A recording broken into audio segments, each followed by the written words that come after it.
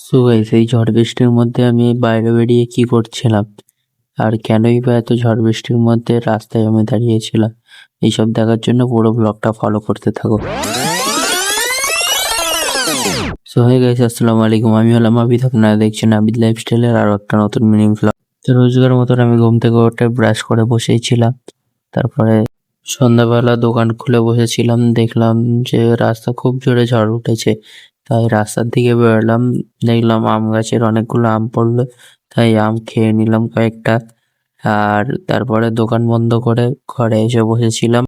ঘরে এসে বসে রিলস দেখছিলাম, তাই আর ভালো লাগছিল না বলে আবার একটু বাইরের দিকে বেরোলাম। বাইরের দিকে বেরিয়ে কিছুক্ষণ ঘুরে ফিরে এসে আবার ঘরে বসে ছিলাম, কিছুক্ষণ রিলস দেখলাম আর ভিডিও বানালাম।